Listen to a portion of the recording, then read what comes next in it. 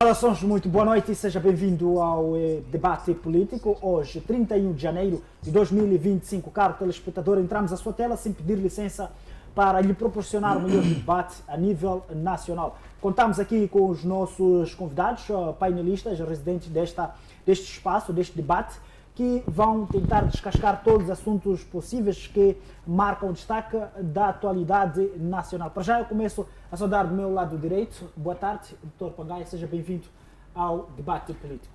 Boa tarde, colegas de Supa, boa tarde, colegas do painel. Boa tarde, telespectadores. Vamos, durante esse período, partilhar aquilo que é a conjuntura nacional. Exato. Algum ponto prévio para o programa de hoje? Sim. O primeiro ponto prévio tem a ver com o convite ao Albino Forquilha, presidente do Podemos, para ele poder ir agradecer o seu eleitorado. Ele sair à rua, ir às províncias para poder proceder o agradecimento do seu eleitorado que o confiou. Não faz sentido que ele, neste momento, não tenha agendado nenhuma dessas visitas, pelo número de assentos que ele advoga ter obtido na Assembleia da República. E isso também pode testar a credibilidade que ele ainda tem ou não neste momento em que ele é acusado de ter recebido suborno de 219 milhões de meticais.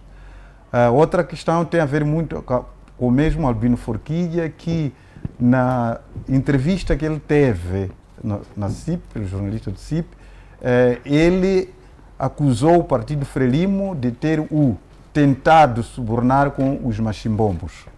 E ele diz ter rejeitado isso e queriam de subornar com os machimbombos para comprar a consciência dele.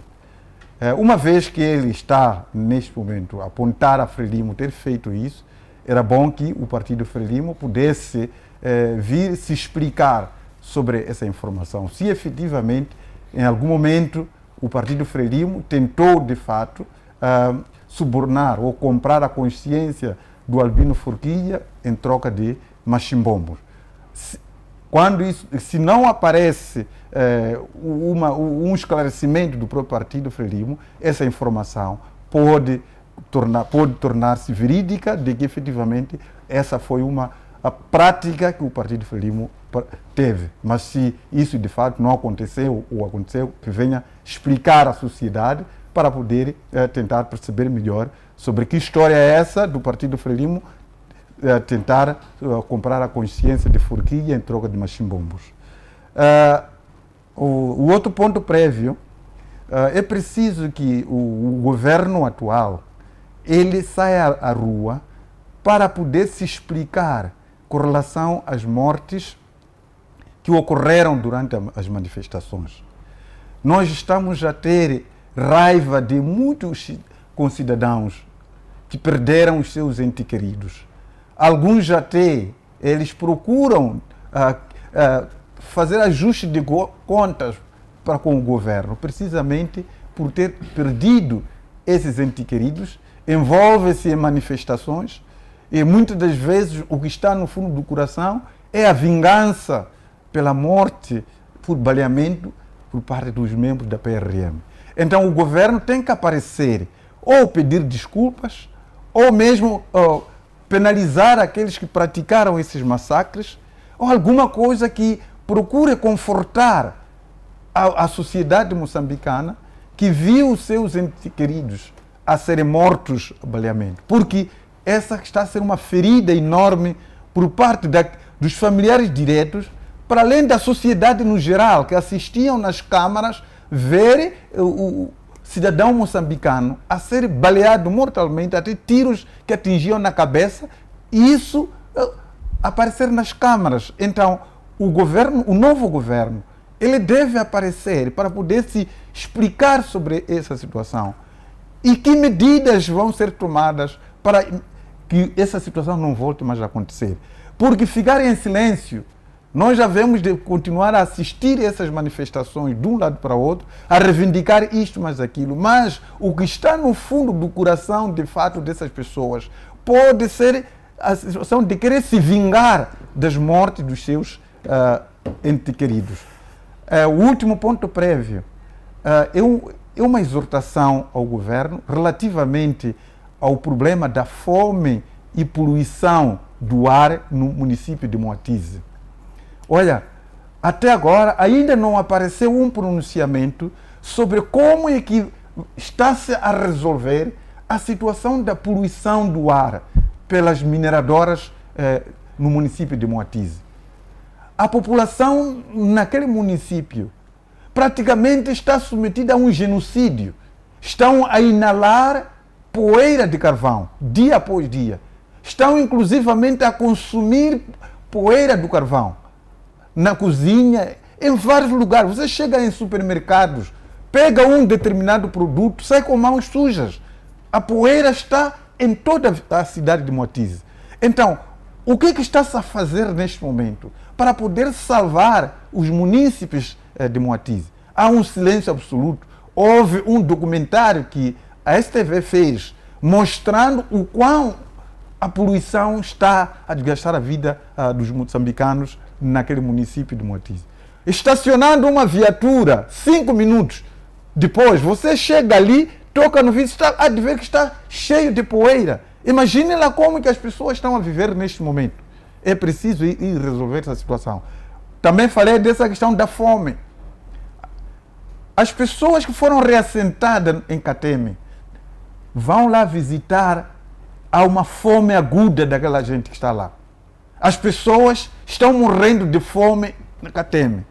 Pessoas que foram retiradas das suas terras férteis, onde podiam ter a agricultura bem desenvolvida, o pasto igualmente, foram retiradas essas pessoas desses lugares para uma zona praticamente deserta, que não dá para poder nascer nenhuma planta, nem para produzir comida, nem para o pasto.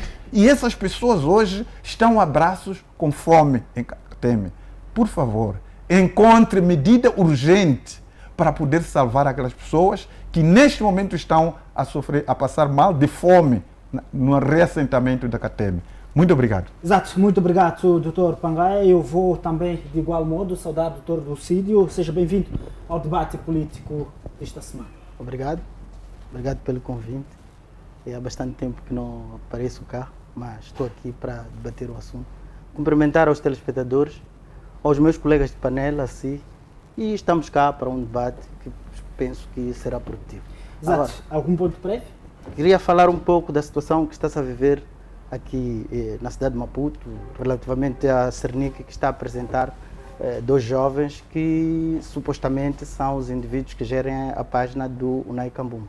Eu só queria dizer o seguinte: se de fato os nossos serviços de investigação criminal estão a conseguir trazer à ribalta, ao terreiro, esses jovens, no sentido de os trazer para a nossa imagem, eu penso que está demonstrada, se isso for verdade, está demonstrada a capacidade que os nossos serviços têm e que deviam nos esclarecer os vários crimes que nós temos aqui neste país. Porque, a ser verdade que aqueles jovens são os que gerem a paz do Unai Kambuya, acredito também que os outros crimes, vou dar exemplo, o assassinato de Elvino Dias, os raptos que acontecem no país, por todo o país, deviam também ser esclarecidos o mais rápido possível, porque os moçambicanos estão ávidos de saber quem são as pessoas que andam a cometer esses crimes. Os moçambicanos estão ávidos de saber quais são os contornos destes crimes que vão ocorrendo na cidade de Maputo. E eu penso que os serviços de investigação estão a mostrar, se for verdade, estão a mostrar que eles têm capacidade de trazer à tona,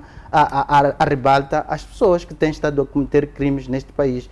E se os serviços de investigação criminal não puderem esclarecer os outros crimes que vão ocorrendo na cidade de Maputo, principalmente ligados aos raptos, significa que eles estão sob o controle de algum grupo ou do crime organizado. Daí que eu espero que eles, muito rapidamente, porque se isto for verdade, estão a mostrar capacidade de que eles podem produzir resultados positivos. Só não produzem naquelas situações em que, de fato, o crime organizado está a controlar os serviços de investigação criminal.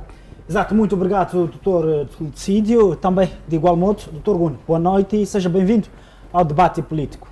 Boa noite, Xisupa, boa noite, colegas de painel.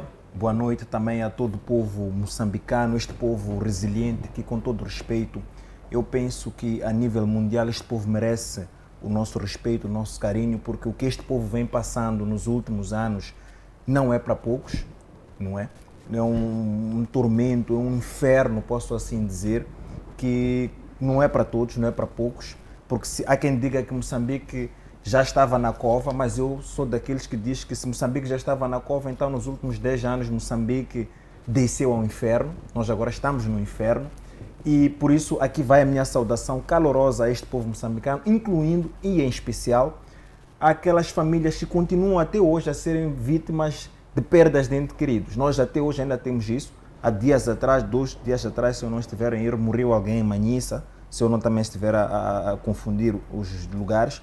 Mas nós continuamos ainda hoje a ter esta situação. Há dias passei da Casa Branca, inclusive, e vi ali troca de tiros, não, tiroteiros ali, por ver polícia ali em agitação. Eu penso que isto tem que parar em Moçambique e por isso é que eu saudo de forma especial a estas famílias também hoje. Exato, obrigado, Dr. Gune. Algum ponto prévio para além de saudar as famílias com estes pontos que aqui acabou de deixar? Exato. Eu penso que neste momento Moçambique está a caminhar para uma nova versão de si e penso também que já estamos a alcançar um certo nível, entre aspas, de estabilidade neste termo eleitoral, mas contudo continuamos ainda a vivenciar tumultos e agitações por uma questão que eu acho até chato ser eu a falar disto, porque entristece-me muito, que é o assunto das portagens. Nós até hoje estamos a viver essa confusão nas portagens, porque, sinceramente falando, eu penso que é momento sim deste novo governo mostrar que, de fato, tudo aquilo que vem falando desde a campanha eleitoral, desde o discurso da investidura, é algo que tem, pelo menos, pretensão de nos enganar e mostrar que vão fazer alguma coisa. Não faz sentido, e eu neste momento mesmo encontro-me ainda a fazer um estudo para averiguar a viabilidade das outras portagens que nós temos, sem contar com aquela dali da Matola, porque aquela já foi feito tanto estudo, eu não sei porque que até hoje ainda é um problema para nós anular aquela portagem ou diminuir o preço. E eu estou a fazer um estudo neste momento para perceber a viabilidade das outras portagens, mas um estudo muito, mas muito profundo, e eu vou trazer aqui quando terminar, que é para percebermos qual é a viabilidade dessas portagens e até que ponto essas portagens fazem sentido na vida do povo moçambicano. Por quê? Porque face à nossa conjuntura econômica e social, aquelas portagens têm sido um caos. Nós que residimos no município da Matola, não podemos sair da Matola e estar tranquilos de saber que vamos chegar aos nossos destinos, porque na Casa Branca, na portagem, temos confusões. Quando vamos às outras portagens também há um bocado de confusão. Quem está para Matola Gar, por exemplo, idem, é a mesma coisa. Então, nós não podemos ter medo de sair de casa por uma questão que não faz nenhum sentido. Quando a gente para e analisa, não faz nenhum sentido. Incluindo o cenário de nós já termos encontrado placas da própria TRAC a sinalizar o fim da estrada com portagem, mas logo a seguir apanhamos aquela portagem dali da Matola. Então, isto são situações que, na minha opinião, não fazem sentido estarmos a viver ainda nelas e é necessário, é imperioso que a gente resolva isto, porque a gente quer continuar com a nossa vida. Falando particularmente, conheço pessoas que têm projetos de investimento grande para Moçambique, mas neste contexto que estamos a viver, não tem esperança de avançar.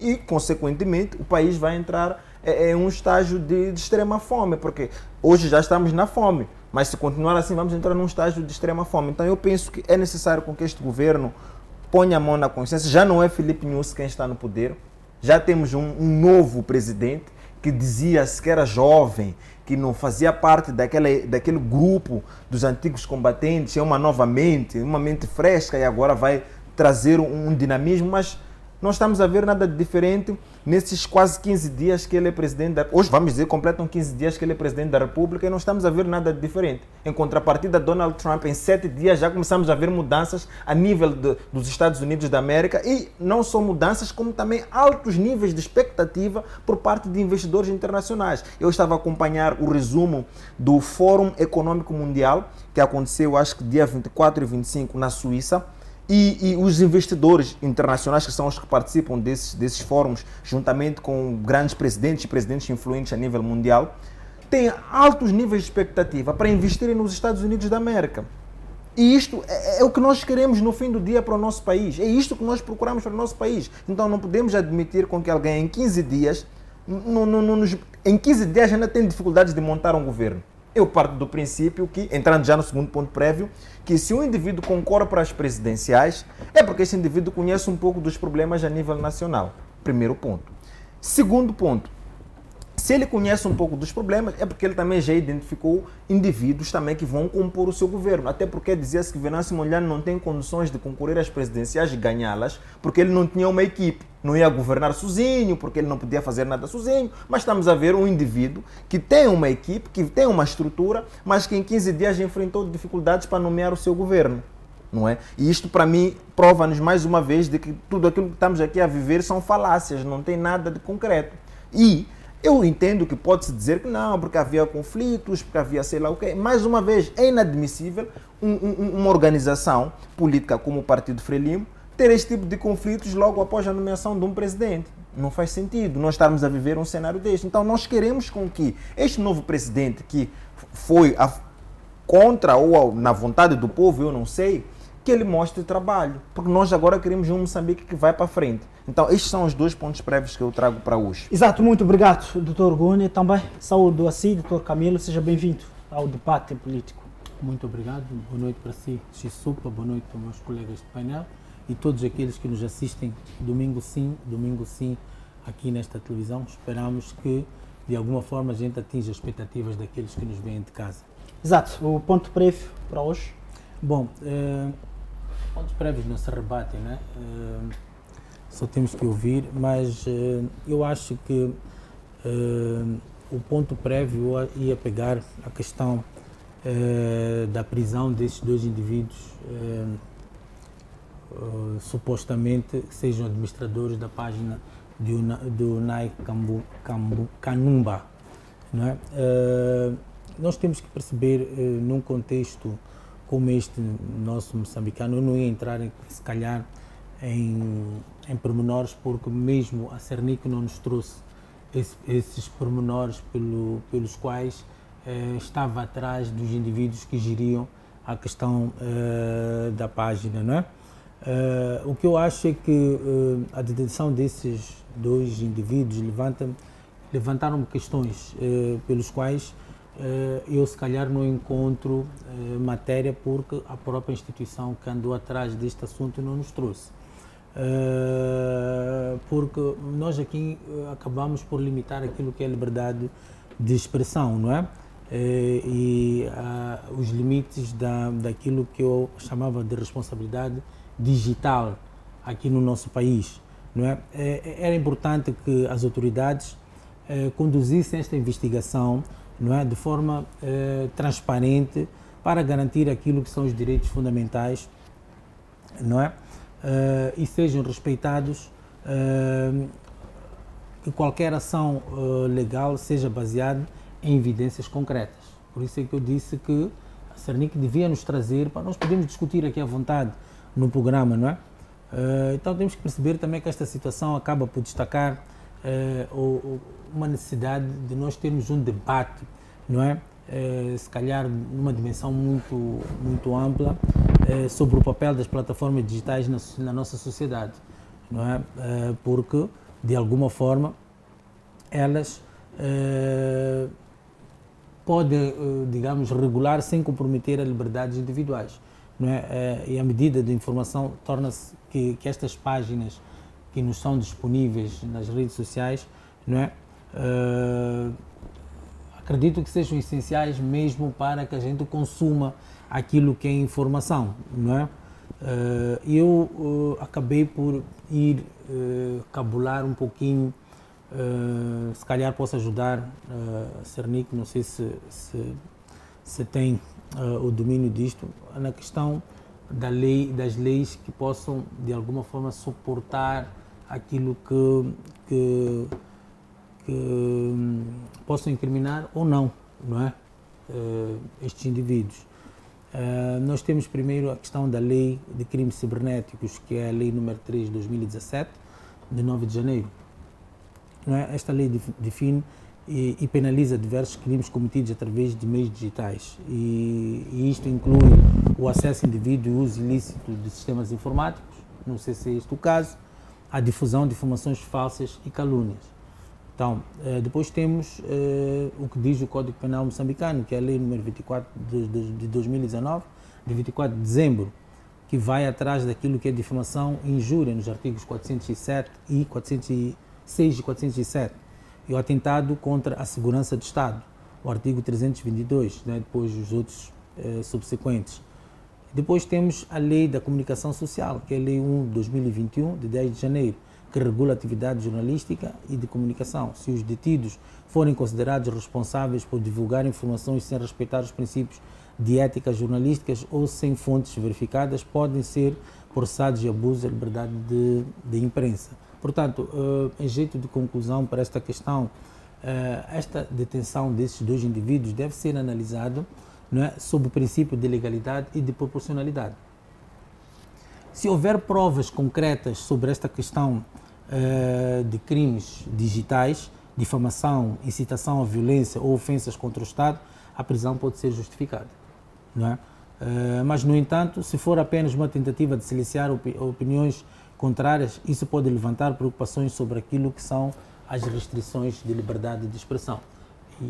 E nós aqui podemos estar a discutir o que quer que seja, apesar de que Moçambique está atrás da questão das leis sobre, digamos, plataformas digitais, como é que são geridas e como é que são feitas. Nós temos que perceber que no mundo que é mundo, quando num sistema como o nosso existe uma página desta que fala de tudo e mais alguma coisa, assuntos de Estado, assuntos pessoais, etc, etc, vamos perceber que não é uma pessoa que gera isto. No meu entender, podem ser até 20, 30 pessoas a gerir a mesma página, não é? Então nós temos que perceber que a prisão destes dois, se calhar, não vão trazer os 20, porque as pessoas atuam individualmente, não é? Não sei se faço perceber. Esta página pode ser criada por alguém que pode estar a gerir 50 pessoas, que as pessoas não se conhecem e são alimentadas com informação, não é? Como é que nós vamos chegar a essa pessoa que alimenta essas?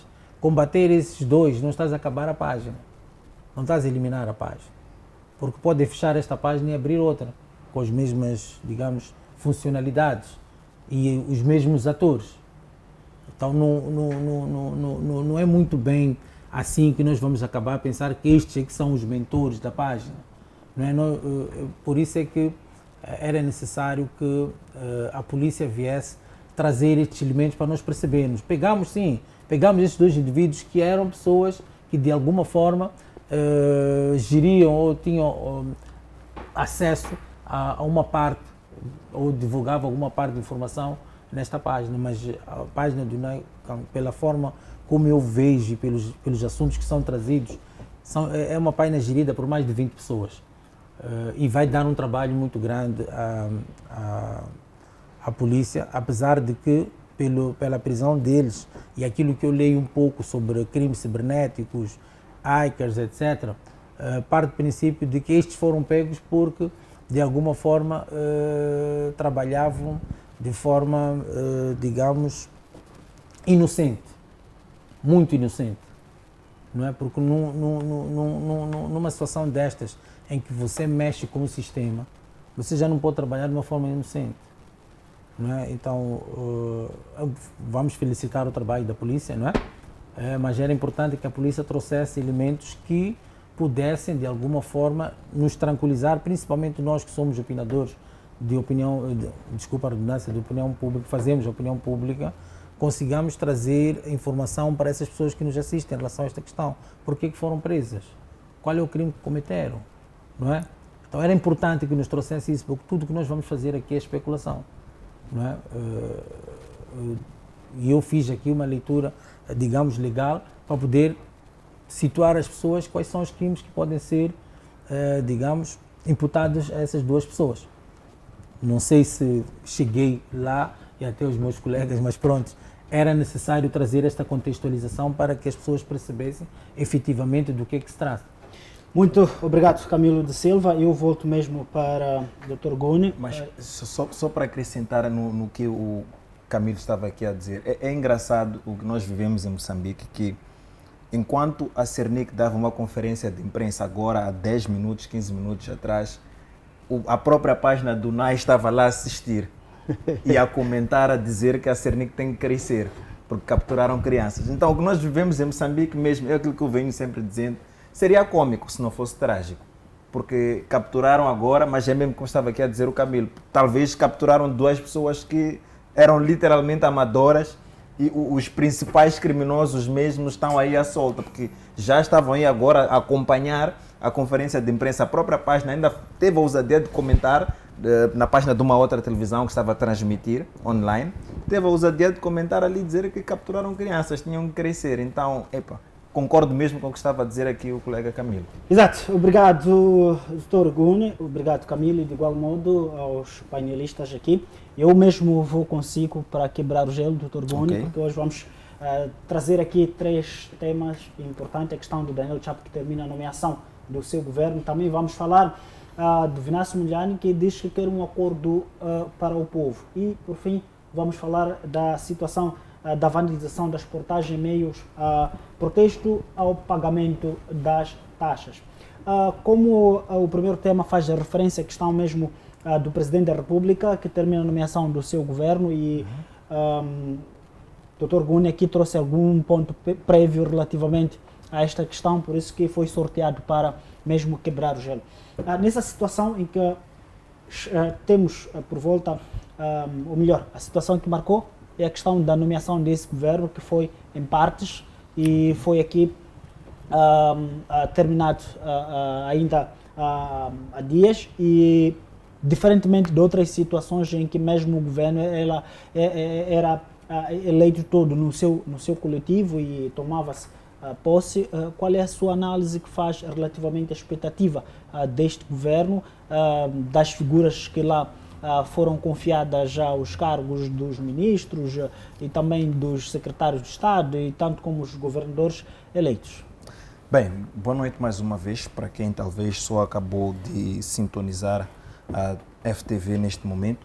Bem, em relação a este governo, pela forma como foi constituído, realmente foi diferente.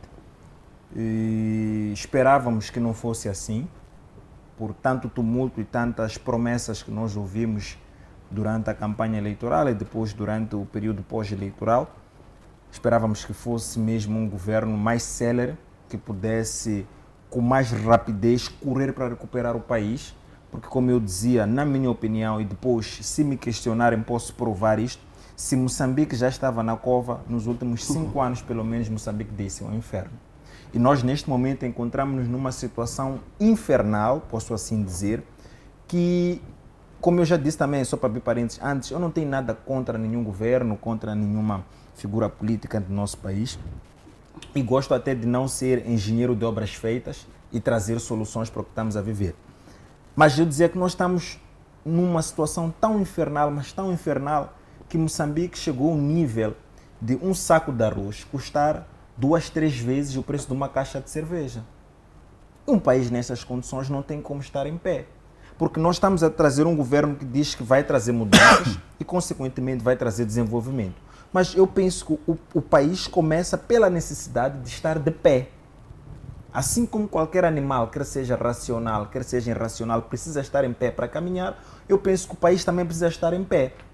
E para estar em pé, eu acho que este governo, independente de quem foi nomeado, e apesar de ter os meus pontos de interrogação a quando de algumas nomeações, mas independente de quem foi nomeado, eu penso que este governo deveria investir muito nesta questão da alimentação, porque a alimentação em Moçambique é uma mina de ouro, vamos assim dizer, é extremamente cara a alimentação. E como eu já disse aqui, uma cerveja, por exemplo, é mais barata do que 1 quilo de açúcar. Isto não pode acontecer. Isto não pode acontecer no nosso país, mas isto está a acontecer no nosso país. E depois temos a questão da saúde, que também é um caos, desde a assistência médica até medicamentosa, é um extremo caos. Nós vemos pessoas a serem mal atendidas nos hospitais ou a não serem atendidas nos hospitais. Nós vemos médicos e enfermeiros sem zelo para com os pacientes, não é? E depois, quando falamos de assistência medicamentosa, nós temos um cenário onde nas farmácias dos hospitais e até as farmácias públicas, nós não temos os medicamentos que somos receitados. Só conseguimos ter paracetamol no hospital. Mas quando saímos do hospital, A primeira esquina, e literalmente a primeira esquina que nós encontramos, nós temos lá os medicamentos todos a serem vendidos, a serem comercializados. E o problema não é este, porque até é bom se tivermos mais iniciativas privadas para diversificar as opções ao consumidor, até é bom. Mas o problema não é este. O problema começa quando esses medicamentos, nas farmácias, à frente do hospital, por exemplo, estão a um preço exorbitante.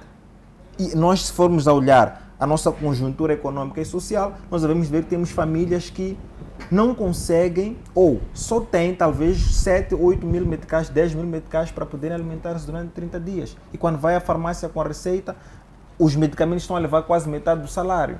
Isso não pode acontecer num país. E por fim, nós temos a situação da segurança. Em Moçambique, parece que a nossa segurança está a mostrar-se muito fragilizada. Extremamente fragilizada. Não quero até mencionar o infortúnio que estamos a viver em Cabo Delgado. Nós estamos a ver hoje em dia pessoas a morrerem em plenos protestos e não temos explicação nem da polícia sobre essas mortes, não temos explicação nem de nenhum ministério ou nenhuma entidade que zela pela nossa segurança aqui no país. Então, a segurança também é um caos. E o desenvolvimento, que já é a parte que entra a minha expectativa para este governo também, no que diz respeito ao desenvolvimento e crescimento do nosso país, eu penso que deveria investir de forma muito célere na educação, porque eu penso que a educação é um pilar para este desenvolvimento que nós estamos aqui a falar ou que nós almejamos. E quando falo de educação, refiro-me, em primeiro, a reformar todo o sistema educacional que nós temos, porque é um sistema que só tem um currículo para embelezar e enganar ou para o inglês ver, mas no fim do dia não se adequa à realidade. E eu arrisco em dizer, ponho a mão no fogo para dizer que 100% das universidades que temos em Moçambique, nenhuma delas está em condições ou até prepara indivíduos para o mercado de trabalho. Nenhuma delas. Nenhuma delas. E a exemplo disso é aquilo que a Nigéria está a fazer. Agora a Nigéria está a incluir no seu modelo de ensino, não só o ensino, quando eu me refiro até universitário, mas do primeiro grau, segundo grau, está a incluir lá aulas como de informática, robótica, costura, sistemas de segurança, e é isto que prepara as pessoas também, de alguma forma, a enquadrarem-se para aquilo que é a sua realidade. Não quero dizer que temos que incluir essas aulas, esses ensinos, mas nós temos que conseguir preparar esses jovens, esses indivíduos, munir esses jovens de ferramentas para poderem fazer face à necessidade que o mercado tem. Hoje tu tens um profissional que sai da universidade, não tem nem ira nem beira, não sabe para onde vai, não sabe o que vai fazer, e quando muito ficamos todos a reclamar e a culpar o governo do dia no fim. Mas a verdade é uma, deixa-me dizer, por mais que entrasse Venâncio Mondlane na presidência, não teríamos emprego para todos. Esta é a verdade. Não teríamos emprego para todos. E depois, um outro problema que também mina o desenvolvimento do país são estes vou chamar de boatos, de cobranças de 5% para investidores internacionais que vêm tentar investir em Moçambique, até mesmo essas dificuldades que os nossos próprios investidores nativos encontram para poder investir em Moçambique. São muitas taxas, são muitos refrescos que tem que dar a muita gente para poder investir em Moçambique. Então eu penso que também isto devia ser avaliado, porque isto também pode aumentar a nossa taxa de empregabilidade e também, consequentemente, diminuir a taxa de desemprego em Moçambique. Mas nós não temos isto, porque o investidor, até mesmo local, tem que dar muitos refrescos. Quando sai com a nossa madeira de uma das províncias para chegar até Maputo, são muitos refrescos que tem pelo caminho. E é preciso que a gente averigue isto para que o país possa andar, para que o país tenha investimento e tenha dinheiro dentro. E depois, tem um outro fenômeno também, que depois de muito estudo que eu fiz, eu cheguei a uma conclusão. Nós temos muitas burocracias que atrapalham, mas isso não é novidade para ninguém.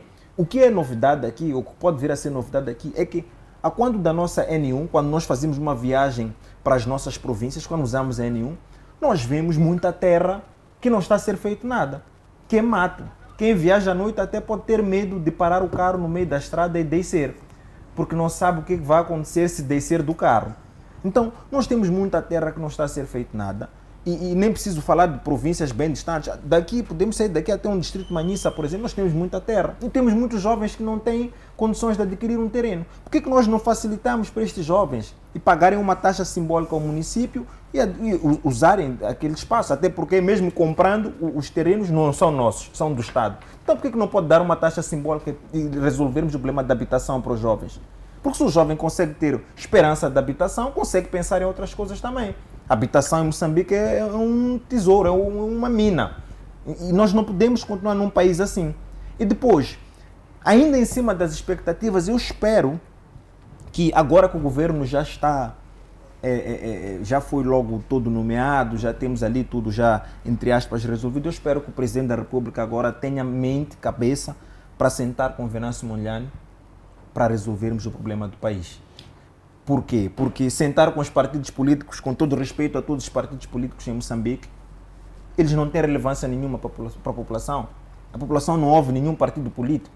Esta é a verdade, que a verdade seja dita. Nenhum partido político, incluindo agora o Podemos, que já entrou também para o mesmo grupo, a população não ouve nenhum partido político. O professor Pangai esteve aqui a convidar o Albino Forquilha para visitar as províncias e agradecer o seu eleitorado. É capaz do Albino Forquilha não voltar das províncias se ele fizer isso. É capaz dele não voltar das províncias se ele for. Até aqui em Maputo ainda pode conseguir circular, mas se ele for às províncias é capaz dele não voltar. Então, é necessário com que o Presidente da República, na minha opinião, tenha também a humildade de sentar com o Venâncio Mondlane, porque ele gosta muito de usar a Constituição da República. E se na Constituição da República o legislador reconhece o espaço para o segundo lugar, fazer parte do Conselho de Estado, que é um órgão muito importante para o desenvolvimento e progresso da própria governação do Presidente da República, eu penso que esse indivíduo tem uma relevância. É porque esse indivíduo que está em segundo lugar movimenta alguma massa no país. É porque esse indivíduo é ouvido a nível do país. Então, por que sentar com indivíduos que não são ouvidos a nível do país para resolver um problema que, entre aspas, quem pode resolver é o outro indivíduo? Isto não faz nenhum sentido também. Então, nós queremos que o país avance. O nosso problema aqui é que o país avance. Eu penso que o Presidente da República devia também ter humildade para poder sentar com o Venâncio Mondlane e resolvermos este problema. Exato. Muito obrigado, Dr. Kuhn. Eu vou passar Dr. Cídio. E Venâncio Mondlane também diz que quer um acordo para o povo. Nesta senda, como que analisa este pronunciamento do Venâncio? Bem, o pronunciamento de Venâncio Mondlane é um pronunciamento que vai ao encontro daquilo que é a expectativa da maior parte dos cidadãos moçambicanos. Porque há muitas situações que temos no país que não estão resolvidas. Primeiro, eu não percebo como é que nós temos um governo que foi formado e que este governo, vamos formar um governo que toma posse, mas nós não estamos reconciliados. Porque nós partimos de um princípio em que nós estávamos desavindos, todos nós, e não nos reconciliamos. E fomos formar um governo. E as respostas vão aparecendo aos poucos, mostrando que a população não concorda com esta tomada de posse deste novo governo. Tudo que nós vamos discutir vai desaguar nesta frase de Venâncio Mondlane, em que ele pede que o acordo vá ao encontro daquilo que são as expectativas do moçambicano.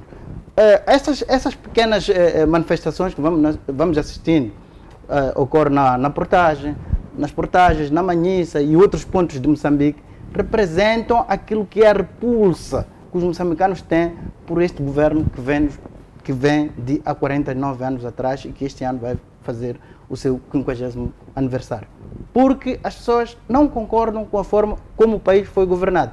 E eu tenho estado a sentir que as pessoas têm estado a olhar para o novo governo e com alguma esperança. Eu quero ser muito claro, guardo algum ceticismo relativamente àquilo que vai acontecer. Porque da mesma forma que, aliás, a própria Frelimo não vai deixar Daniel Chapo governar o país em função da sua vontade. Vão sempre reinar aquilo que são os emanados do Partido Frelimo. Então, Daniel Chapo é como se fosse a ponta do iceberg que não vai conseguir resolver os problemas deste país. Porque não conseguiu, logo a priori, buscar Venâncio Mondlane, que é um interlocutor válido para os problemas deste país. Então, o Presidente da República, enquanto candidato e declarado vencedor pelos órgãos competentes, mas que não tem a legitimidade que os moçambicanos podiam lhe conferir, era importante que logo a priori pegasse Venâncio Mondlane, conversasse e encontrasse uma saída. A outra questão é que os moçambicanos tinham uma expectativa de que nós poderíamos ter um governo inclusivo ou um governo de unidade nacional, o que não aconteceu, pelo que estamos a assistir. E isto vai continuar a criar situações para que as pessoas não concordem, para que as pessoas saiam à rua, para que as pessoas estejam contra o governo formado. E um governo ilegítimo não tem espaço para governar. Eu vou dar um exemplo. O nosso edil da cidade de Maputo também ganhou eleições na mesma situação. O que acontece é que as pessoas pegam lixo e põem na rua, porque não concordam, não vão lhe apoiar no seu governo. Porque você tem que ter alguma legitimidade para que as pessoas se concentrem à sua volta e possam te ajudar a governar. Agora, sem essa legitimidade, o que as pessoas vão fazer nesta altura é, de tempos em tempos, ou de forma tempestiva, nós vamos ter sempre manifestações das pessoas que vão sair à rua a condenar o governo por um ato simples. Repare, o que eu estive a assistir é que aqui no cemitério de Mchafetene apareceu um carro que pensa que estava a transportar corpos sem a sua cabeça, e que as pessoas foram lá queimar o carro. Nós vamos ter essas situações ao longo do país, onde qualquer coisa que acontecer, porque as pessoas não reconhecem a pessoa que está a governar, qualquer coisa que irá acontecer, as pessoas vão sair à rua e vão se manifestar. Porque as pessoas sentem-se prejudicadas nas questões da educação, sentem-se prejudicadas nas questões da saúde, como dizia o meu colega, sentem-se prejudicadas nas questões de segurança. Sabe que atualmente é normal ouvir alguém a dizer que quando aparecer uma desavença ou por outra, quando dois carros se chocam na estrada, há um pequeno acidente, as pessoas preferem conversar entre eles do que a intervenção da polícia. Por que é que isto acontece? Porque as pessoas não confiam nos órgãos do Estado. Isso faz com que nós tenhamos dúvidas sobre a capacidade que o presidente Chapo tem de resolver os problemas do moçambicano. Porque, para mim, era preciso que se formasse o governo depois de se reconciliar com os moçambicanos, o que não aconteceu. E este é o maior problema. Qualquer país, para desenvolver, precisa primeiro de ter paz. Se não temos a paz, nós não vamos desenvolver. Todas as iniciativas que vamos tomar vão redundar no fracasso. E a falta de paz faz com que os investidores internos, assim como os externos, não tenham a propensão para vir investir em Moçambique, o que reduz o nível de investimento. E como é que, sem investimento, sem as situações em que nós estamos a passar, em que as pessoas não estão dispostas a pagar os impostos, como é que nós imaginamos que o Presidente da República vai resolver os problemas do país? Então, há uma extrema necessidade de pegar o Venâncio Mondlane e conversar com o Venâncio Mondlane e encontrarmos uma saída para esta situação.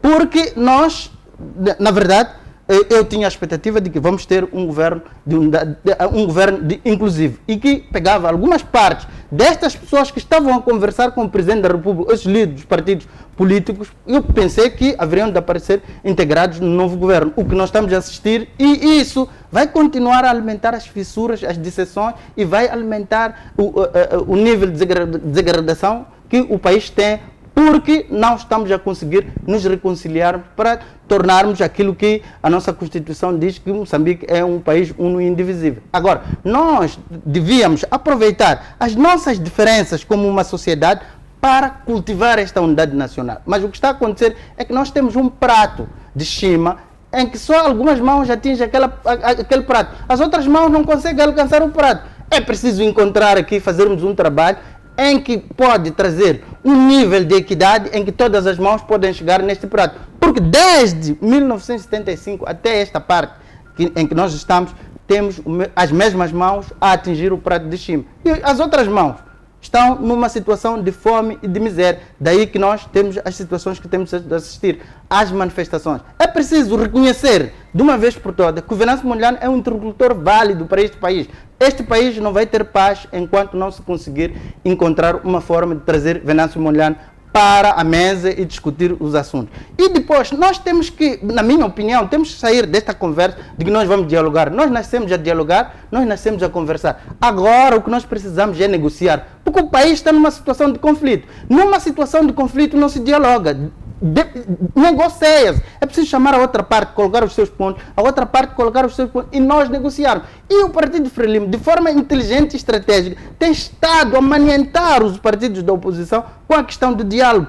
Aqui em Moçambique, nesta altura e na situação em que nós estamos, não precisamos de diálogo, precisamos de negociação, porque nós, como moçambicanos, estamos todos desavindo. E quando há desavença, é necessário negociar. O diálogo é algo que todos os dias nós aprendemos a dialogar com os nossos pais, com os nossos familiares, com as instituições e todos nós. Agora, é preciso pegar Venâncio Mondlane e falar de uma vez por todas que nós vamos negociar, não vamos dialogar. Porque o diálogo, sempre dialogamos e os resultados são esses que nós estamos a observar. Então, o diálogo já está ultrapassado nesta altura. Vamos chamar Venâncio Mondlane para negociar. Exato, muito obrigado, doutor Dulcídio. Eu vou para o doutor Pangaia. Doutor Pangaia, a sua opinião. Sim, no concernente ao governo que acaba agora de ser nomeado, completado, neste caso, os ministros e secretários do Estado que acabaram de ser nomeados. É importante aqui referir que o ator principal para a implementação dos projetos que visam a melhoria de qualidade de vida da população são os governadores e secretários do Estado. A descentralização que está em curso no país tirou, de certa forma, a responsabilidade dos ministérios. Os ministérios estão apenas para poder conceber políticas públicas de cada setor. Ora, vejamos. Por exemplo, é governador de cada província que nomeia quadros de cada setor. O que outrora não acontecia. Por exemplo, o ministro de Energia, ele tinha a responsabilidade de poder nomear, por exemplo, o diretor provincial de energia numa determinada província. Por exemplo, vamos o ministro das Obras Públicas de Habitação. Tinha a responsabilidade de nomear diretor provincial das obras públicas numa determinada província. Mas o que está a acontecer hoje, quem nomeia diretores provinciais é o governador ou o secretário do Estado. No governo anterior, por exemplo, o ministro das Obras Públicas só teve o direito de nomear um diretor provincial apenas de uma determinada da província de Nampula. O resto das províncias foram os governadores que nomearam diretores da área de obras públicas e habitação e de várias outras áreas. Então, até que medida em que o ministro é responsabilizado pelo desempenho do seu setor na província? Porque neste momento, o ator principal de todos os setores é o governador ou o secretário de Estado. E essa situação aqui, de alguma forma, acaba que, no momento preciso, quando se pretende medir o desempenho de um determinado setor, o ministro do setor respectivo acaba chupando por essa situação. Mas que, na verdade, não é ele que está no processo de implementação ao nível da província e que todas as responsabilidades caem sobre o governador. Veja só que, nessa medida, quase todos os ministros do governo anterior caíram, mas a maior parte dos governadores, que são os maiores responsáveis pela implementação das áreas respectivas, renovaram os mandatos. Aqui os governadores deveriam ter caído, incluindo os secretários de Estado, porque são eles que têm a responsabilidade, ou tiveram a responsabilidade da implementação de diferentes áreas que estão no nível central. Ou aqui vamos ter que devolver a responsabilidade aos ministérios de indicar quadros que vão implementar as respectivas áreas nas províncias, ou mesmo comece-se a exigir responsabilidades ao próprio governador, porque ele é que nomeia. E, por conseguinte, os nomeados devem respeito a quem o nomeia. Não é o ministro, não. Então, aqui há alguma coisa que não está bem no concernente à descentralização. Hoje podemos dizer que não há novas caras, se essa situação de responsabilização de cada setor para garantir a implementação continuar desta maneira, os ministros irão sempre a cair. E a culpa sempre será dos ministros e os governadores estarão, neste caso, no relax, como aconteceu agora. Muitos deles renovaram mandatos, mas são eles que nomearam diferentes quadros de várias áreas. A pergunta é, qual é a cabeça que tem um governador para poder ter o domínio de todas as áreas na província e ser ele a indicar quadros para poder responder por essas áreas, deixando os ministros que em cada ministério existem quadros específicos para aquele setor. A descentralização está sendo mal implementada, ou se é assim, então deve-se pensar. Aqui eu bato palma quando o presidente Daniel Chapo diz que vamos ter que rever a questão da descentralização. E esse processo deve ser bastante célere, por forma que, novamente, a espada venha a cair para em algum momento inocentes. A espada devia ter caído para os governadores e secretários do Estado. Ou mesmo para todos, neste caso. Então, essa é uma questão do governo. Não podemos esperar muito o desempenho deste governo enquanto existir esse processo de descentralização, não é das atividades específicas de cada ministério, a responsabilidade do governador versus secretário do Estado. A outra questão, em relação ao setor da educação. Olha, o país tem que produzir próprio investimento para a educação. Enquanto o país estiver preso nas doações para a educação, não teremos uma educação de qualidade. Porque aqueles que doam, aqueles que investem no setor da educação, têm interesse de poder sequestrar a cognição dos moçambicanos para continuar na cegueira e eles estarem a pilhar os nossos recursos.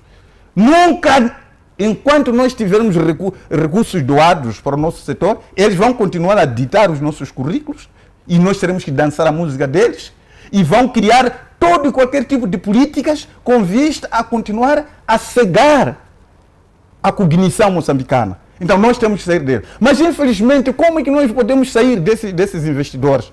Porque o regime está preso, com o rabo preso desses investidores. Assumiram já vários compromissos perante esses senhores. Razão pela qual que hoje, como é que nós temos ousadia de aceitar a França a fazer investimentos no país? A França esta que foi expulsa no Burkina Faso. França essa foi expulsa no Níger. França essa que foi expulsa. Em cerca de 4 países africanos, a França foi expulsa, junto dos Estados Unidos. E o Mali acabou de pagar toda a dívida depois de ter mandado embora a França e outras coisas. Tinha uma dívida enorme que nunca conseguiam pagar. Mas mandou embora esses senhores, precisamente por causa da maneira como eles, por um lado, dizem que nós estamos a ajudar-vos a combater o terrorismo, mas o terrorismo nunca termina. Estavam lá bases americanas, bases francesas, durante muitos anos a dizer que estamos a ajudar a combater o terrorismo, mas nunca se combateu terrorismo nenhum. Pelo contrário, cada vez mais estava a se agudizar. Então, são esses investidores que o país, neste momento, está a aceitar que eles estejam aqui como nossos braços direitos. Mas isso nós não podemos dar culpa a ele. A culpa é partilhada. Primeiro porque esses imperialistas pegam alguns dos nossos concidadãos, treinam a eles, formatam a mente desses, por conseguinte valorizam a eles para serem nossos dirigentes. E nós elegemos a eles. Mas, no entanto, estamos a eleger indivíduos que vão representar os interesses de fora. Eles são moçambicanos.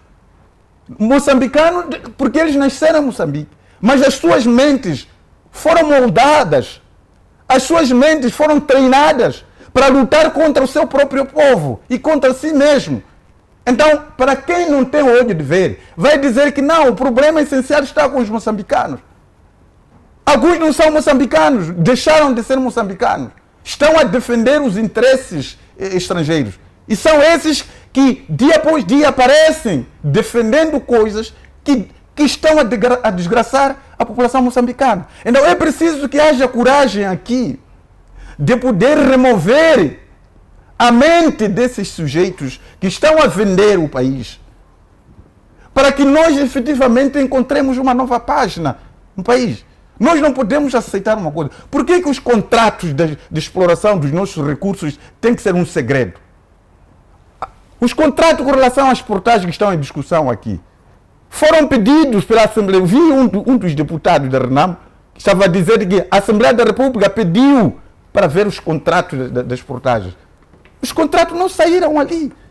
Quem é o cidadão que conhece os contratos do coisa? Diz que é o segredo do Estado. Qual é o segredo do Estado? De um contrato que rege a vida pública. Os contratos de exploração de gás, Panda e Temane, estão aonde? Os contratos de exploração de carvão e Moatize estão aonde? Então, é preciso que o governo comece a aparecer na transparência. Por que não postar esses contratos na internet para qualquer moçambicano, na página do governo? Postar esses contratos, que qualquer um vai poder ler e perceber o conteúdo desses contratos. Quais são os ganhos que o país tem com esses contratos? Até porque muitas reivindicações poderiam não existir. Porque as pessoas podem aqui acreditar que o país ganha muito dinheiro com esses contratos que assinou. Se calhar não, ou se calhar sim. Não, para tirar essas dúvidas, mostrem esses contratos. Coloquem em público. Então, essa é uma questão, é um desafio que o governo atual é chamado a poder fazer. Para uma questão de transparência, o governo atual é chamado a poder colocar em público todos os contratos de exploração dos nossos recursos, os contratos dessa questão das portagens, qualquer outro tipo de contrato que vier. Coloque isso. E não só colocar, primeiro, antes de assinar esses contratos, deve haver um concerto social. Ouvir a sociedade, o que pretende efetivamente com aquilo. Enquanto isso não acontecer, teremos muita dificuldade do governo atual ele poder chegar àquilo que são as ansiedades da população. Exato, muito obrigado, Dr. Pangaia. Eu vou deste modo para o Dr. Camilo. Dr. Camilo, eu lhe faço a mesma questão e também vou pedir que faça uma ponte muito rápida com a questão das vandalizações das portagens, ou melhor, da situação que marca os protestos contra as portagens aqui na cidade capital do país. Tudo bem, muito obrigado.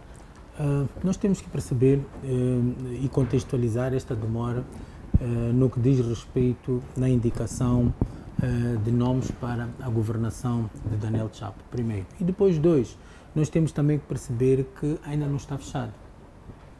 Se nós olharmos para aquilo que é a estrutura ministerial que compõe este governo, por exemplo, vou dar só um exemplo muito rápido, por exemplo, o Ministério da Economia, onde abarca o turismo, comércio e indústria. Nós vamos precisar de secretário de Estado para essas áreas. E, contrariamente àquilo que estava a dizer o Dr. Pangaia, em que o governador nomeou diretores, sim, nomeou diretores, mas acredito que nas províncias haverá as secretarias provinciais representativas do Ministério, não é? Então, eu acho que a composição, isso tudo que estou a fazer é como a forma como o governo está espelhado. Então, eu acho que há de haver uma representatividade do governo para poder lidar com as diferentes direções provinciais nas províncias, desculpa a redundância. E nos próprios ministérios vamos ter secretário de Estado para a tutela, seja, por exemplo, na educação que tem cultura vai haver um secretário de Estado. Acho que outro ministério que temos que é composto, que é a agricultura, onde abarca agricultura, pesca, ambiente, como se chama? Acho que é ambiente. O Ministério da IVET era do Ministério da IVET era ambiente e qualquer coisa, mas pronto. O Ministério da Agricultura vai abarcar também essas questões todas, pesca, ambiente e a própria agricultura e mais não sei qual é que é, não me lembro assim muito bem, mas vai ter secretarias de Estado ou secretários de Estado para esta representatividade. Então nós temos que perceber que Daniel Chapo olhou para aquilo que são os desafios que Moçambique enfrenta neste momento e a dedo e acima de tudo levou este tempo porque efetivamente Moçambique atravessa muitos problemas ao longo destes anos todos. E os problemas são estruturais e são graves, como por exemplo a insegurança, estamos a falar de Cabo Delgado, a questão do desemprego que é muito acentuado na nossa República e isto acaba por implicar um pouquinho do que estava a dizer aqui o Dr. Pangaia no que diz respeito à questão dos contratos com as instituições que vêm explorando os nossos recursos naturais. Uma das coisas que este governo tem que fazer é, acima de tudo, olhar para os contratos que foram feitos e que nos estão à disposição para nós, principalmente nós que viemos aqui debater às cegas muitas das vezes estes assuntos era importante que o governo olhasse para estas empresas e acima de tudo, priorizasse aquilo que são os nossos recursos. Que os nossos recursos não podem sair do nosso país de forma bruta. Tem que haver mecanismos de transformação aqui dentro. Se nós conseguimos encontrar junto a essas instituições em que promovam, digamos, indústrias de transformação para as áreas que estão a explorar, qualquer elas que sejam aqui internamente, nós vamos diminuir muito a questão do desemprego em Moçambique. Então, é necessário que este governo tenha, digamos, ou este governo esteja preparado para enfrentar, digamos, esta questão destes contratos, porque, acima de tudo, estes contratos ferem muito aquilo que é a soberania nacional, não é? Então, nós temos que ir atrás de prejuízo seria se calhar, não muito viável, mas nós temos que ir repor aquilo que é a verdade. Já que falamos de verdade em todas as componentes, nós vamos repor aquilo que é a verdade da soberania nacional. Temos que olhar para aquilo que é o bem maior. Acima de tudo, primeiro olhamos para o bem maior, para depois olharmos para aquilo que são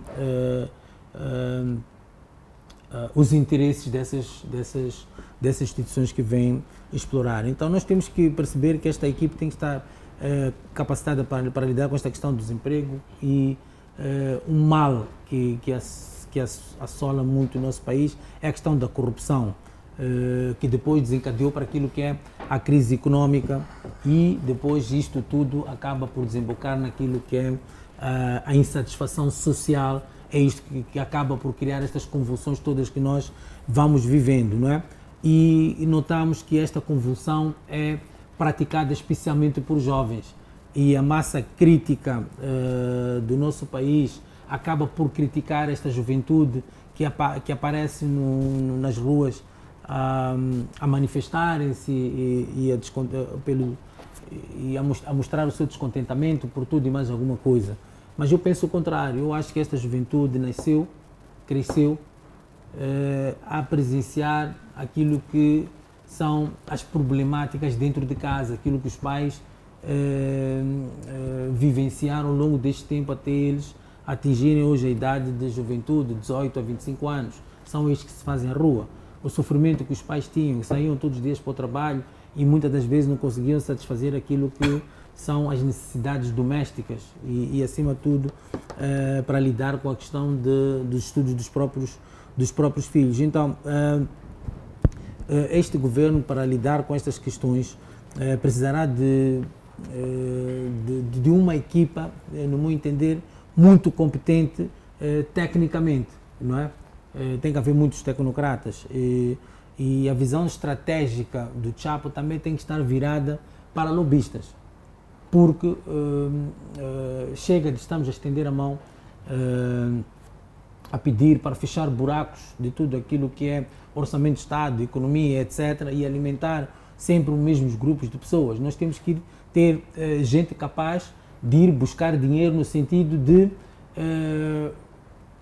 trazer instituições e até países que venham desenvolver Moçambique, com aquilo que Moçambique tem. O dinheiro tem que vir para aqui de outra forma, não para alimentar um grupo de pessoas. Então, se estas nomeações que Chapo acabou por fazer e que, no meu entender, de alguma forma, enquanto não mostrarem o contrário, eu acho que existe, ou temos que depositar alguma credibilidade, pois eu acho que são pessoas que estejam comprometidas com estas reformas concretas que nós esperamos que o nosso país, de alguma forma, precisa, não é? E eu vejo que este elenco é predominante de figuras associadas, que não estejam associadas ao desgaste, porque se estiverem associadas àquilo que é o desgaste, aquilo que as pessoas apontam, porque o fulano tal teve aquilo, fez aquilo, conseguiu aquilo por causa da posição que está, de certeza absoluta que este governo vai ser um fiasco. Então, o importante é que, acima de tudo, maioritariamente as pessoas que estão neste governo não sejam pessoas, de alguma forma, estejam associadas, apesar de notarmos alguma continuidade, mas não estão associadas àquilo que é o desgaste do povo moçambicano, não é? Nesta questão. Então, e depois, não sei se também tinha que falar sobre a questão dos pronunciamentos do Venâncio e depois ir para o transporte. Exato. Então, eu acho que esta questão do pronunciamento do Venâncio Mondlane, nós podemos olhar por duas perspectivas, não é? Temos uns que veem esta questão do Venâncio Mondlane como uma estratégia, não é? No sentido, uma estratégia para aqueles que o apoiam, mesmo os partidos políticos. Nós vimos aqui o nosso amigo Dulcido, de alguma forma, porque a oposição acaba por ir de encontro daquilo que é esta estratégia de Venâncio Mondlane com este pronunciamento que pretende fazer um acordo para o povo, não é? No meu entender, esta declaração pode ser vista como, se calhar, um compromisso com aquilo que é a vontade popular e alimenta esta vontade popular. Mas estás a concordar comigo? Eu disse, estamos a ver em duas perspectivas. Uma perspectiva é esta que tu trouxeste. Sou professor, como é que é? Vamos. Então, até já me fugiu aqui o fio de pensamento, sou professor. Eu estava a ver que este pode ser visto como um esforço para garantir aquilo que foram os resultados eleitorais, não é? E que, de alguma forma, no entender do Venâncio, reflete aquilo que é a verdadeira escolha dos moçambicanos, ou poderia ser aquilo que era a escolha dos moçambicanos. Agora, por outro lado, aquilo que são os mais críticos, mais sérios, né, podemos ver que pode ser interpretada como uma tentativa de manter aquilo que é uma mobilização e a contestação política, pressionando Daniel Chapo e a Frelimo a cederem um espaço para reconhecimento daquilo que é a oposição, não é? E nós temos que ter em conta e considerar que Venâncio Mondlane explora muito bem com o discurso populista, não é? Ele acaba por explorar muito bem para manter aquilo que é a sua base e aquilo que é o engajamento, e reforça com numa narrativa que é muito particular dele, não é? Para poder, digamos, trazer esta fatia que é apoiante dele. Então, nós podemos encontrar no meio disto tudo aquilo que são os desafios que Daniel Chapo vai encontrar para responder a estas declarações que Venâncio Mondlane traz para legitimar esta contestação da oposição, não é? Daniel Chapo tem que encontrar uma forma de reafirmar aquilo que é a legitimidade da sua vitória, não é? Como é que ele vai fazer isso? Tem que garantir que o governo mantenha uma comunicação firme, clara, para, de alguma forma, trazer aquilo que todo mundo falava aqui, que é esta questão da verdade eleitoral, não é? Esta transparência, evitando, de alguma forma, espaço para este tipo de narrativa que Venâncio traz e a oposição traz, que é de fraude, e que, de alguma forma, ele próprio, Daniel Chapo e o seu elenco e a Frelimo se fortaleçam cada vez mais, não é? Daniel Chapo também tem que mostrar a abertura para o diálogo institucional, é muito importante, porque as instituições de Estado, nos últimos 10 anos, deixaram de comunicar, e ele tem que trazer isto, e acima de tudo, sem ceder àquilo que são as pressões externas. Tem que trazer como de forma natural esta questão. Chapo deve reforçar o compromisso com o Estado de Direito e demonstrar a disposição para discutir questões estruturais como reformas administrativas e económicas em fóruns institucionais, não na rua. Exato. Depois também tem que se focar naquilo que é governação e entrega de resultados, não é? Chapo deve melhorar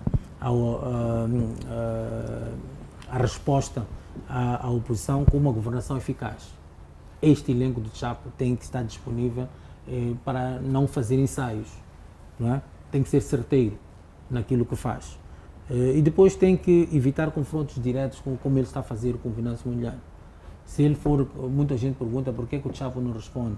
Para mim, no meu entender, responder diretamente ao discurso de Venâncio pode acabar por ser uma caixa de ressonância ou amplificar aquilo que é a voz do próprio Venâncio Mondlane. E o Chapo faz muito bem isto, não é?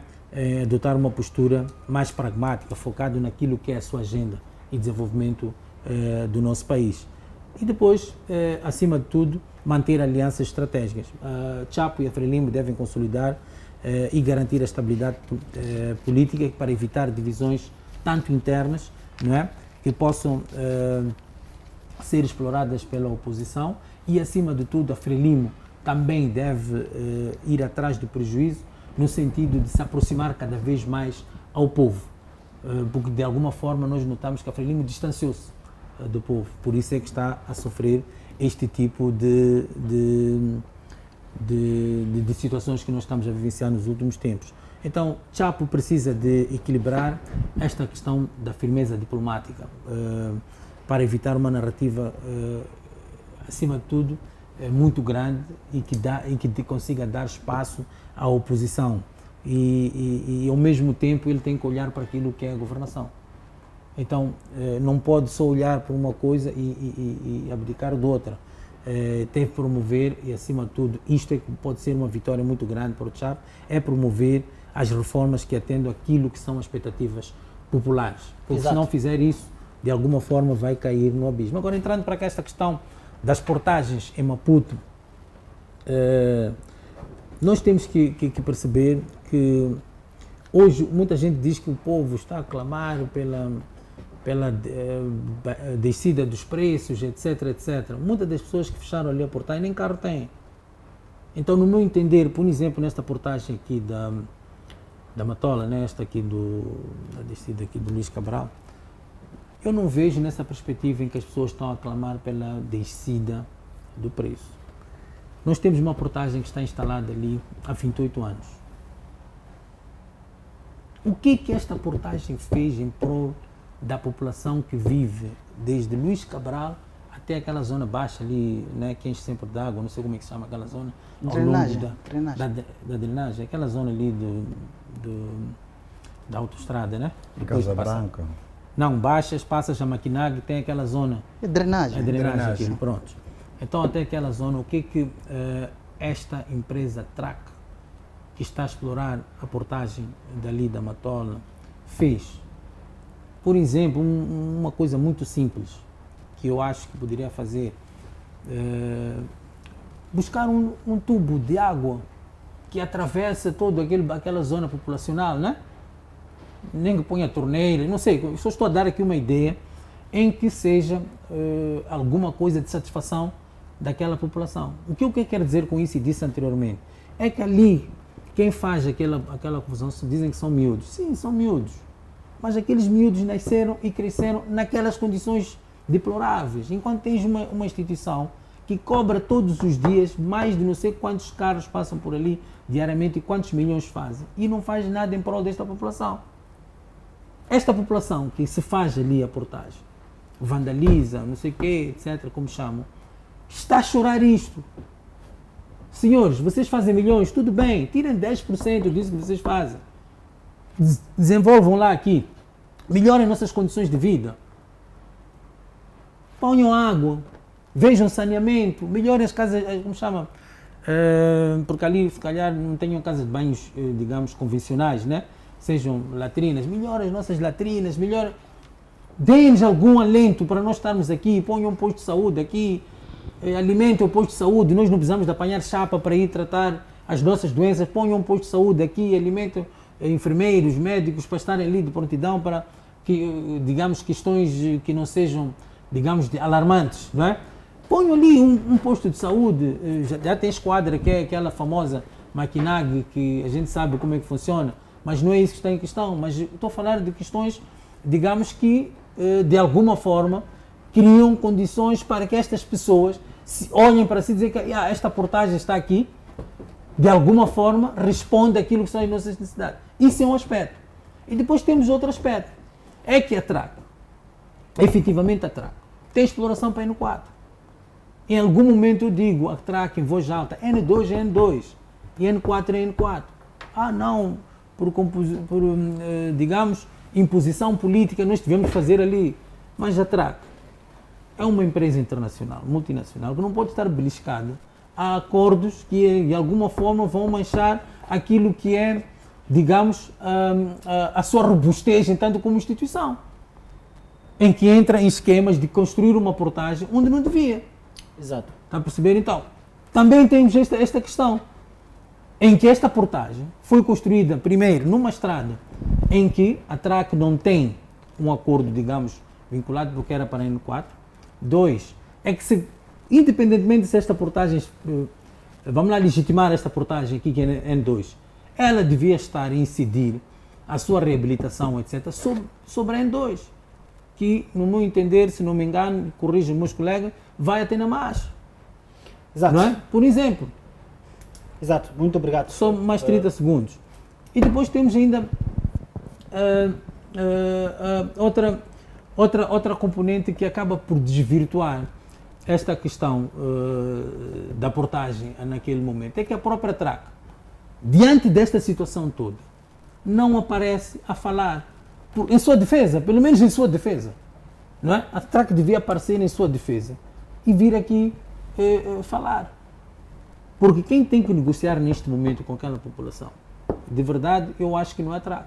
O governo tem que criar uma equipe para ir negociar com aquela população e depois ir atrás daquilo que o contrato diz. 28 anos não é coisa fácil. Se nós somarmos o valor que esta empresa e as outras empresas que fazem parte da sociedade, que nós sabemos quais são, ganharam ao longo destes 28 anos, não é coisa pouca. E a população. Por isso é que eu sempre digo, a governação de Chapo tem que estar focada naquilo que é o bem maior. Exato. O bem maior neste momento é a população. Exato, muito obrigado, Dr. Camilo. Nós mesmos estamos a adeirar o termo do nosso programa. Eu vou pedir ao Dr. Gondo deixar aqui as últimas considerações para fecharmos o nosso programa.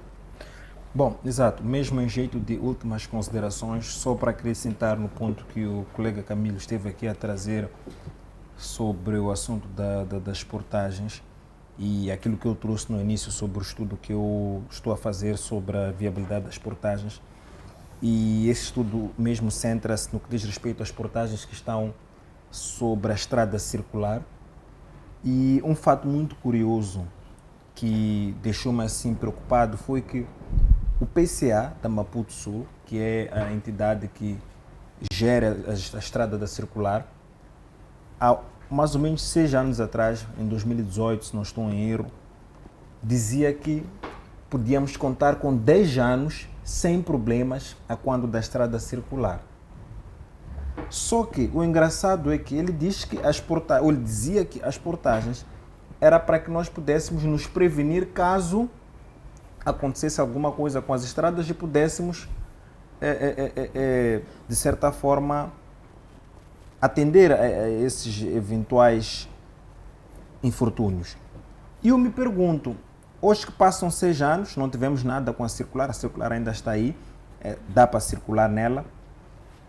Por que ainda temos que manter o preço da portagem a 40 meticais? Se, supostamente, as portagens eram para prevenir danos futuros que podiam ocorrer na estrada. Então eu penso que há questões aqui que não fazem muito sentido quando a gente para e analisa. Nós estamos hoje dentro de uma situação, eu penso que não custava nada reduzir o preço das portagens, no mínimo pela metade, porque é mesmo para garantir quaisquer danos possam acontecer. E não para necessariamente competir com uma portagem como a da TRAC, que estava supostamente a cobrar por conta da benfeitoria que fez para nós. Compreende? Porque as portagens da Revimo na circular não são para pagar a estrada. Então não faz sentido estar ao mesmo preço de uma portagem que foi concebida com o intuito de pagar uma estrada. Então isto não faz muito sentido. E depois, quando nós, ainda na N1, por exemplo, quando vamos andar, nós vamos encontrando outras e outras portagens. Para que servem as outras portagens? Qual é o objetivo das outras portagens? Então, neste cenário, eu penso que isto que eu estou a trazer aqui, talvez quem está em casa pode não saber, mas não precisa saber disto para perceber que aquelas portagens no fim do dia não fazem sentido na vida da população. E não precisam também ter caro para poderem reivindicar aquela roubalheira, porque é nítido, é cristalino que aquilo é uma roubalheira, porque como consequência daquela roubalheira o chapa também fica mais caro. Então, no fim do dia, todos nós passamos pela portagem e pagamos de alguma forma. Se não for pelo nosso próprio carro, vai ser pelo chapa. Então, no fim, isto acaba sendo uma roubalheira. Porque eu penso que se o cobrador, ou melhor, o chapeiro, não tivesse a obrigação de pagar a portagem, ele teria que obrigatoriamente reduzir o preço do chape. Se são 12 meticais, teria que talvez obrigatoriamente reduzir para 10. Isso já ajuda a população. Então, são estas questões que eu penso que, de fato, de verdade, nós precisamos neste governo, se de fato for um governo sério, porque para mim até agora ainda não mostrou nada de seriedade, eu penso que devíamos atender e resolver o mais urgente possível. Exato. Exato, muito obrigado, Dr. Gunho. Eu vou passar a palavra ao Dr. Donildo. Sim, eu tenho duas questões que quero levantar. Uma é o que o colega Camilo levantou sobre as pessoas que fazem greve na portagem. Se assistiu às televisões, deve ter visto que a maior parte das pessoas que estiveram ali são os chapeiros, as pessoas que passam tantas vezes da portagem. É preciso reconhecer que o custo da portagem é um custo elevado. Tendo em conta os nossos rendimentos, é preciso fazer comparações tendo em conta os rendimentos da sociedade moçambicana. O preço de 40 meticais, eu já disse isso, já disse várias vezes, acho que é uma cobrança exorbitante e que os moçambicanos não estão em condições de suportar. Porque se formos a fazer cálculo, um funcionário público que trabalha por aí 22 dias, vezes 80 meticais, é um problema sério para o seu orçamento. Agora, ainda há uma portagem muito que esta é proibitiva, né? A portagem da Catembe. Ela nos proíbe de pensarmos em ir mergulhar na Catembe, porque se estivessem a cobrar o preço de 20 meticais, eu acredito que eu iria para Catembe, mergulhava e depois voltava para a cidade de Maputo, vinha comprar, e eles tinham, em vez de produzir o lucro pelo preço, produziam lucro pela demanda, e isto ajudaria ambas as partes, tanto os gestores da portagem, assim como a população moçambicana, porque é verdadeiro que a população da Catembe, aquela expectativa que tinham quando da criação da portagem, da ponte Maputo-Catembe, está defraudada, porque o preço da portagem é muito elevado. Eu penso que 125 meticais para um carro de 1.5 é exorbitante, isso é gritante e nos leva para a falência. A segunda questão... Só antes de continuar, desculpa, não perca o fio de pensamento. Acho que tu não percebeste o meu pensamento. Eu não disse que o preço da portagem, não negligenciei o preço da portagem. O que eu disse é que quem se faz aquela portagem são os residentes dali. E estes não estão a reivindicar o preço da portagem. Sim. Eu peguei naquilo que é a reivindicação da população local. Tá. Apesar de saber e ter consciência de que os preços praticados pela portagem... Aliás, aquilo que diz o contrato já diz que aquela portagem não é legítima para estar ali. Então nem devia estar a cobrar nada. Então estar aberta ali a portagem para as pessoas passarem é que é o ideal neste momento. Não é? Então era só para corrigir a coisa. Eu só peguei naquilo que toca a população local. Obrigado. As portagens da Revim, essas são uma aberração total. Não vou comentar, mas queria comentar sobre a Constituição do Governo. Eu não percebo porque é que nós temos 3 ministérios que praticamente a sua atividade é quase muito próxima. Temos o Ministério das Finanças e temos o Ministério da Economia e temos o Ministério do Plano de Desenvolvimento, que eu não percebo que o Ministério do Plano de Desenvolvimento poderia estar integrado ou nas finanças ou na economia, se nós quisermos separar essas duas áreas. Agora, aquele terceiro, eu acho que é um desperdício e o governo Chapo não está a cumprir aquilo que prometeu quando disse que queria reduzir os ministérios. Embora eu acho que tenha reduzido alguns ministérios, mas neste caso particular, destes 3 ministérios, eu penso que devia-se fazer uma revisão e retirar aquela situação. Separar aquilo que é para separar aquilo que são os técnicos, propriamente dito, e aquilo que são os lobistas. Exato, o Ministério da Economia é de produção. O Ministério das Finanças é para tecnocratas. O Ministério do Plano. Podíamos recorrer a uma Secretaria de Estado para fazer isso que você está a dizer, ao invés de um Ministério. Poderíamos optar por uma Secretaria de Estado. Exato. E colocarmos lá os tecnocratas. Então, mas vai fazendo esse TPC. Eu acho que é um desperdício.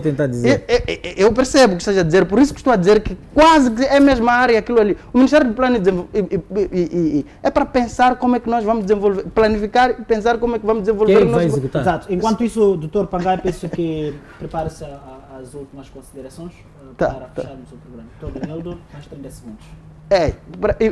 Para terminar, eu espero que encontremos uma forma de conversar com Venâncio Mondlane para resolvermos os nossos problemas que resultam do processo eleitoral fraudulento promovido pelo Partido Frelimo. Obrigado. Exato, muito obrigado. Dr. Pangaia. Sim, como ponto final, em relação ao debate, eu ainda continuaria a exortar ao governo para poder rever os limites de atribuições entre o ministro, governador e secretário de Estado. E recomendar que o governo ele comece a ver onde que efetivamente os projetos estão a falhar. Estão a falhar ao nível do Ministério, a nível do governo provincial ou a nível do secretário do Estado.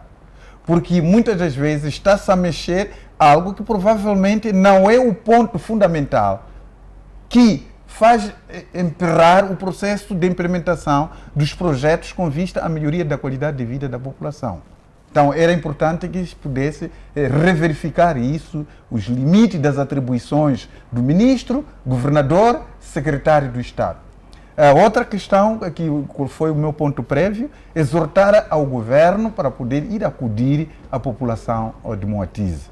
A população de Moatize está a passar pelo genocídio, pelo consumo de poeira, através da sua inalação, e pela fome. A população de Moatize não cometeu nenhum pecado de ter sido escorraçada das suas terras férteis e serem levadas para terras desertas e estarem neste momento a passarem fome. Então o governo não pode fazer uma coisa dessas. Muito urgentemente que vão dar comida à população da Cateme, porque vocês retiraram-lhes as terras férteis. Inclusivamente levavam seus animais. Quando foram para aquela zona não havia pasto, morreram todos, não houve ninguém que indemnizou aquela gente. Não faz sentido, não há moral nesse governo de poder ver aquela população a morrer de fome lá em Moatize, enquanto vocês do governo que foram os promotores daquele cenário. Muito obrigado. Muito obrigado, Dr. Pangaia, muito obrigado, caros painelistas, que aqui se fizeram a este debate. Portanto, como é de sempre, o tempo é escasso, é um recurso precioso para o nosso espaço. Caro telespectador, agradecemos a sua audiência e com promessas de voltar na próxima sexta-feira, à mesma hora. Como sempre temos dito, o que discutimos aqui é responsabilidade nossa, mas o que você entende é problema seu. Boa noite, ficamos por aqui, até a próxima.